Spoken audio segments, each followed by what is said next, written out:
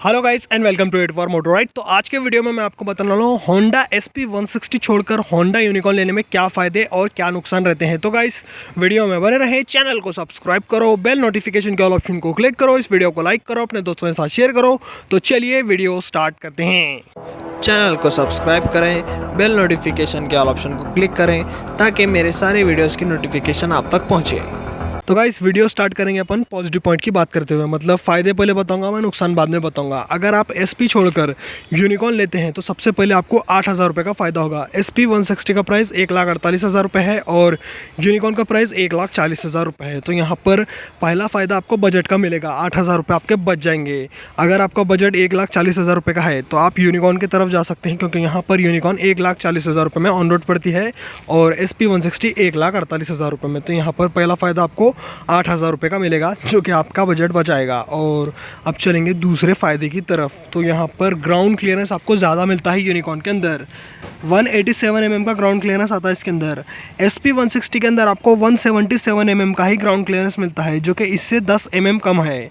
यहाँ पर भी मेन स्टैंड मिलेगा, side stand, engine cut off sensor सब कुछ मिलेगा, लेकिन यहाँ पर ग्राउंड क्लियरेंस ज़्यादा रहने की वजह से आप थोड़े बहुत ख़राब रास्तों में आराम से चला सकते हैं इस बाइक को, नीचे मार नहीं लगेगा कहीं भी, जो कि SP160 के अंदर लग सकता है। तो यहाँ पर ग्राउंड क्लियरेंस आपको ज़्यादा मिलेगा होंडा यूनिकॉर्न के अंदर, जो कि इसका दूसरा पॉजिटिव पॉइंट बनता है। अगर आपको ग्राउंड क्लियरेंस ज़्यादा चाहिए तो आप यूनिकॉर्न को देख सकते हैं। अब बात करेंगे तीसरे फ़ायदे की, जो कि है टैंक कैपेसिटी। यूनिकॉर्न के अंदर आपको 13 लीटर की बड़ी टैंक मिलती है और SP160 के अंदर 1 लीटर कम आती है टैंक कैपेसिटी, जो कि है 12 लीटर वाली। तो भाई अगर आपको लॉन्ग राइड करना है और बड़ी टैंक चाहिए, ज़्यादा माइलेज चाहिए, तो आप यूनिकॉर्न की तरफ देखो, क्योंकि यहाँ पर 13 लीटर की टैंक कैपेसिटी मिलती है और SP के अंदर 12 लीटर की मिलती है। तो यहाँ पर तीसरा फ़ायदा आपको टैंक कैपेसिटी का मिलेगा यूनिकॉर्न के अंदर, अगर आप लॉन्ग राइड करते हैं तब। तो ये बात मेरे को पसंद आई यूनिकॉर्न की। अब बात करेंगे अपन चौथे फ़ायदे की। तो यहाँ पर यूनिकॉर्न का जो डिज़ाइन आता है SP के कंपैरिजन में बहुत ही कम्यूटरिश है, लेकिन अगर आपको स्पोर्ट्स बाइक नहीं चाहिए, कम्यूटर बाइक चाहिए, तो आपको यूनिकॉर्न का डिज़ाइन ज़्यादा पसंद आता है SP160 के सामने, क्योंकि ये बाइक का रोड प्रेजेंस अच्छा रहता है।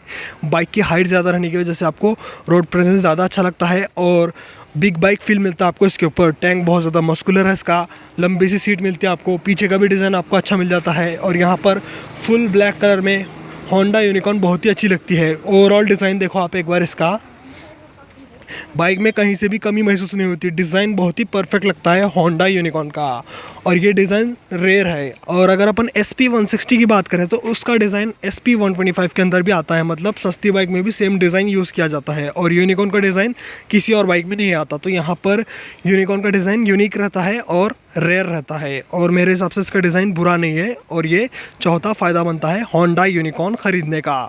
अब बात करेंगे पांचवें फ़ायदे की। अगर आपको डिजिटल मीटर पसंद नहीं है तब ये फ़ायदा रहता है, लेकिन अगर आपको डिजिटल मीटर पसंद है तो ये नुकसान रहेगा। तो भाई यहाँ पर आपको मिलता है ऑल एनालॉग मीटर। इसके अंदर आपको अच्छी खासी इन्फॉर्मेशन मिलती है। फ्यूल गेज है, neutral light, engine check light, low beam high beam light, indicator light, trip meter, odometer और स्पीड मीटर बताता है। यहाँ पर देखने मिलता है RPM मीटर।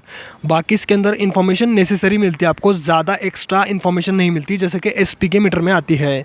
अगर आपको एनालॉग मीटर पसंद है तभी आपको ये पॉजिटिव पॉइंट लगेगा, लेकिन अगर आपको फुल्ली डिजिटल मीटर पसंद है तो भैया आपको नेगेटिव पॉइंट लग सकता है। तो यहाँ पर पांचवा पॉजिटिव पॉइंट बनता है इसका इंस्ट्रूमेंट कंसोल, जो कि बेसिक है और अच्छा लगता है एनालॉग मीटर।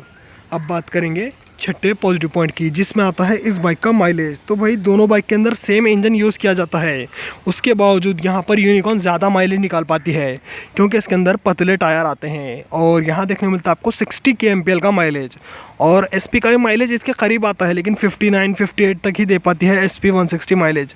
लेकिन मैक्सिमम टाइम ज़्यादा माइलेज यूनिकॉर्न निकालती है SP160 के सामने, क्योंकि इसके अंदर पीछे वाला टायर पतला मिलता है आपको, पीछे मिलता है 100 सेक्शन का टायर। SP के अंदर आपको ज़्यादा मोटे टायर मिलते हैं पीछे। SP में 130 नंबर का टायर मिलता है पीछे, जो कि इसके सामने मोटा है और ज़्यादा लोड खींचता है इंजन से और ज़्यादा पेट्रोल भी पीता है। तो यहाँ पर अगर आपको ज़्यादा माइलेज चाहिए तो यहाँ पर छठा पॉजिटिव पॉइंट देखने मिलता है यूनिकॉर्न ख़रीदने का SP छोड़कर, वो है इस बाइक का माइलेज।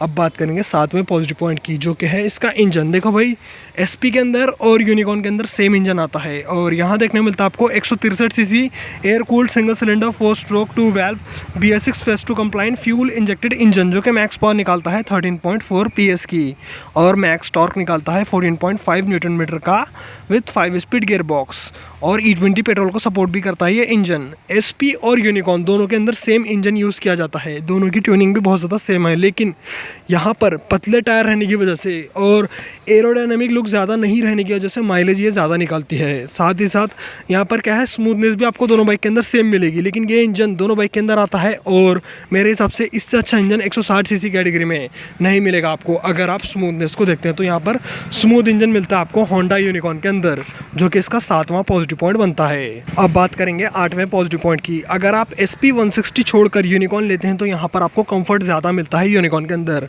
यहाँ पर आपको सिंगल पीस सीट मिलती है और पीछे वाली सीट ज़्यादा ऊपर नहीं है, इसकी वजह से फैमिली के लिए भी अच्छी रहती है बाइक। लेडीज़ वन साइड बैठ सकती हैं, प्रॉपर आपको देखने को मिलती है इसकी साड़ी गार्ड और यहाँ पर प्रॉपर चेन कवर आता है जो कि क्लोज है। SP 160 के अंदर आपको ओपन चेन मिलती है, वहाँ पे मेंटेनेंस बढ़ेगा और थोड़ी प्रैक्टिकलिटी कम हो जाती है SP 160 के अंदर। साथ ही साथ यहाँ पर राइडिंग पोजीशन आपको बहुत ही अपराइट मिलती है।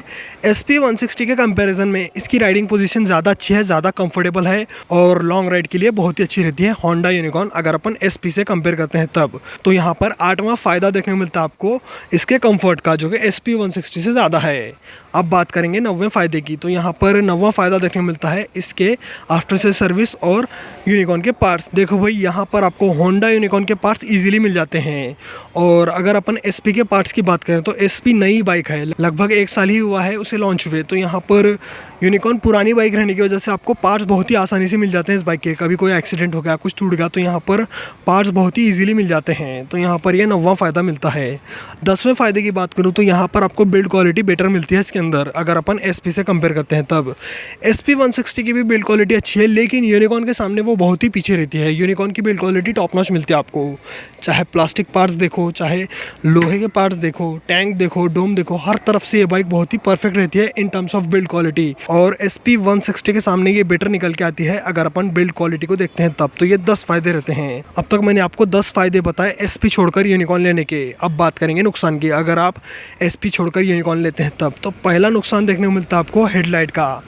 SP के अंदर आपको LED हेडलाइट मिलती है, LED टेल लाइट मिलती है, जो कि यूनिकॉर्न के अंदर नहीं आती। तो यहाँ पर ये पहला नेगेटिव पॉइंट लगा मुझे। और यूनिकॉर्न के अंदर भी बेटर LED हेडलाइट आना चाहिए, जो कि पहले नहीं आती ना अभी भी आती है। तो यहाँ पर पहला नुकसान तो मेरे को इसके हेडलाइट और टेल लाइट का लगा। अब बात करेंगे दूसरे नुकसान की। तो भाई यहाँ पर आपको ऑल एनालॉग मीटर मिलता है। SP के अंदर आपको फुल्ली डिजिटल मीटर मिलता है और इससे ज़्यादा इन्फॉर्मेशन लाता है। गियर पोजीशन इंडिकेटर है, लाइव माइलेज है, जो कि इसके अंदर नहीं आता और उसका मीटर ज़्यादा बेटर लगता है यूनिकॉर्न के सामने। तो भाई अगर आपको फुल्ली डिजिटल मीटर पसंद है तो आप SP 160 देख सकते हैं।